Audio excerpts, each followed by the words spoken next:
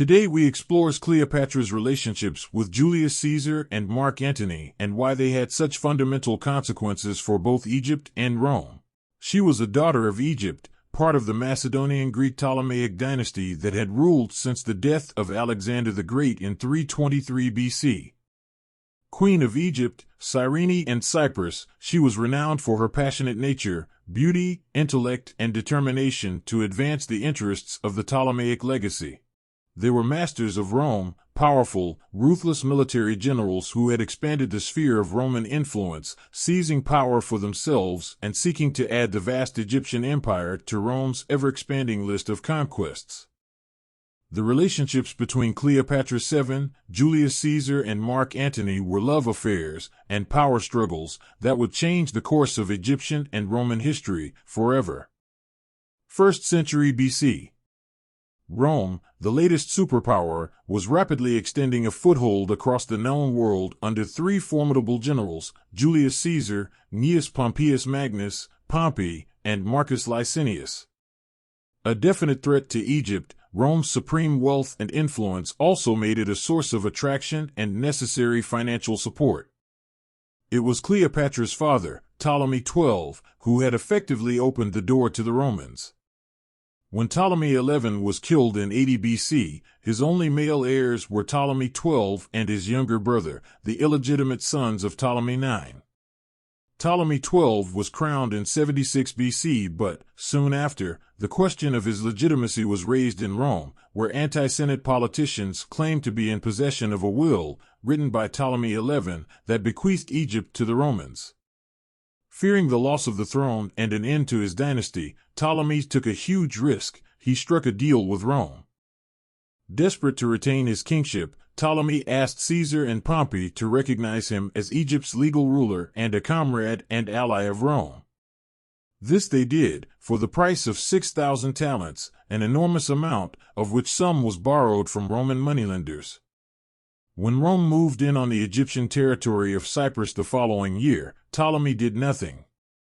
The Egyptian people were outraged and banished their pharaoh, leaving his wife and eldest daughter to rule in his stead. Although Ptolemy was eventually restored to the throne, again with the help of the Roman Senate, the damage had been done. Egypt was weak, and Rome had its sights firmly set on conquest. To further compound matters, Ptolemy XII made the Roman Senate executor of his will, which proclaimed his eldest surviving daughter, Cleopatra, and eldest son co-regents, and his extensive bribery had left the realm in financial straits. Rome's foothold in Egypt looked sure to extend. In 51 BC, 18-year-old Cleopatra emerged onto the political scene as co-regent of Egypt with her younger brother and, in true Egyptian royal tradition, husband, 10-year-old Ptolemy XIII. Like her father before her, Cleopatra sought absolute power in Egypt and soon set about dropping her brother's name from official documents. But, with Egypt facing economic failures, famine, and crippling debt, Cleopatra realized she, too, needed the help of mighty Rome to lead Egypt back to peace and prosperity once more. Only this time, it would be on her terms. Cleopatra was not the only one harboring a desire for sole control of Egypt. In 48 BC, encouraged by his court advisors, Ptolemy XIII banished Cleopatra from Alexandria and proclaimed himself sole ruler. The battle lines had been drawn between the sibling spouses, and Cleopatra, alone and powerless, hatched a plan to gain the ear of Caesar, who was merrily celebrating victory over his one-time comrade Pompey at the Battle of Pharsalus. As luck would have it, Caesar and his troops were already in Alexandria. He was in pursuit of his adversary Pompey who, having been defeated, was hoping for assistance from Ptolemy XIII. All Cleopatra had to do was enter Alexandria unseen and talk to Caesar before he reached his own agreement with her brother. It was an idea easier said than done. Fully prepared to seduce Caesar in order to enlist his help, Cleopatra planned to smuggle herself into Alexandria and inside the royal palace, where Caesar was staying as her brother's honored guest. Greek historian Plutarch, writing more than a century later, described how Cleopatra achieved her mission. Cleopatra, embarked in a little skiff and landed at the palace when it was already getting dark, and as it was impossible to escape notice otherwise, she stretched herself at full length inside a bed-sack, while Apollodorus, her servant, tied the bed-sack up with a cord and carried it indoors to Caesar. Caesar, a man some 30 years her senior, seems to have been instantly captivated by the Egyptian queen and, after succumbing to the charm of further intercourse with her, he reconciled her to her brother on the basis of a joint share with him in the royal power. Cleopatra finally had the military support she needed to rule Egypt. Her brother husband was livid. On finding his banished sister and Caesar together at the palace, having clearly spent the night together, he reputedly flung his diadem to the ground and stormed out of the room, declaring his sister a traitor to Egypt. Chaos followed. Ptolemy besieged the palace in which Caesar was staying, and Cleopatra's younger sister, Arsinoe, also joined in the fight. She declared herself to be the true queen of Egypt and led rebel forces against her siblings. All must have seemed lost for Cleopatra and her Roman lover, but, with the arrival of Caesar's troops from Syria, the tide turned once more. Ptolemy and Arsinoe were both defeated. Cleopatra's seat as Egyptian ruler now seemed secure. She was even pregnant with Caesar's child. But, instead of declaring Cleopatra sole ruler of Egypt, the Roman general instead made her co-ruler with her remaining brother and soon-to-be husband, 12-year-old Ptolemy XIV. In June 47 BC, Cleopatra gave birth to a son, Ptolemy Caesar, known as Caesarion, Little Caesar, although the child was never formally acknowledged by his father. The pair followed Caesar to Rome, where they were officially welcomed as friends and allies of the Roman people. Beneath the veneer of its friendly exterior, Rome was furious. Caesar had no sons from his Roman wife, Calpurnia, and none from his previous wives.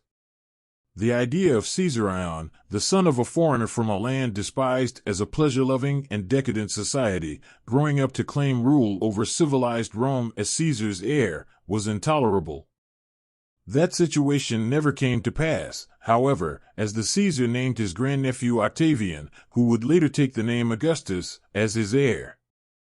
When, in 44 BC, Caesar was assassinated, Cleopatra, a much disliked figure in Rome, whose gold-covered statue stood in the city's temple of Venus Genitrix, fled with her son. Just months later, the Egyptian queen's second brother-husband was also dead, likely on her orders, and Cleopatra was free to rule with her 3-year-old son, and plan the infant's succession as emperor of Rome. Back in Rome, however, trouble was brewing. Disputes had broken out over who would succeed Caesar, with both Octavian and the Roman general Mark Antony seeking power. By 41 BC, the leadership had been split. Antony was governing the eastern region and Octavian, the west. Following Cleopatra's return, Rome had left Egypt in relative peace, but the Senate's eyes turned once more to the wealthy empire, when Antony decided he needed money to subdue his enemies in the Parthian Empire, now Iraq. Conveniently, Cleopatra had befriended Mark Antony during her time in Rome, and supported him militarily during the ensuing civil war. She now agreed to meet him in Tarsus, modern-day Turkey, to discuss the prospect of Egyptian support in a war against the Parthians.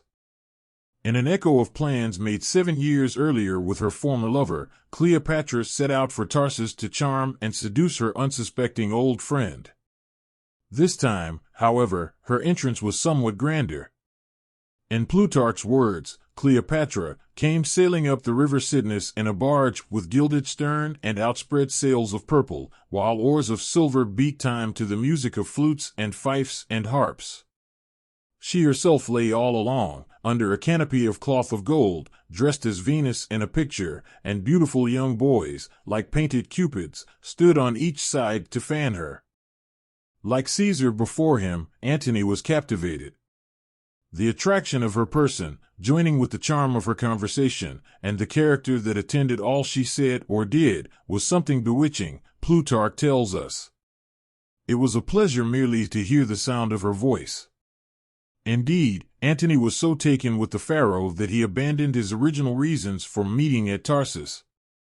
He left his wife to manage his affairs in Rome and his troops waiting for orders, while he spent the winter of 41 to 40 BC in Alexandria with Cleopatra. They were inseparable. During his stay, Cleopatra gained Antony's support in ridding her of the one person who had the power to disrupt her absolute rule in Egypt, Arsinoe. Defeated in battle, Arsinoe had been banished to the Temple of Artemis in Roman-controlled Ephesus, in modern-day Turkey. In 41 BC, on Antony's orders and in scandalous violation of the sanctuary she'd been promised, Arsinoe was murdered on the temple steps. The following year Cleopatra gave birth to twins, Alexander Helios and Cleopatra Selene II. Antony, however, had finally been forced to return to Rome to deal with the aftermath of his failed rebellion against Octavian. A political alliance known as the Second Triumvirate was formed between the two generals and a dignitary named Marcus Aemilius Lepidus. Recently widowed, Antony agreed to seal the peace deal with a marriage to Octavian's sister, Octavia Minor, in 40 BC. But Cleopatra was never far from Antony's mind and, in 37 BC, he returned to Alexandria where he fathered another son, Ptolemy Philadelphus, and Cleopatra and Caesarion were crowned co-rulers of Egypt and Cyprus. For a happy ending, the story should end there. But it doesn't.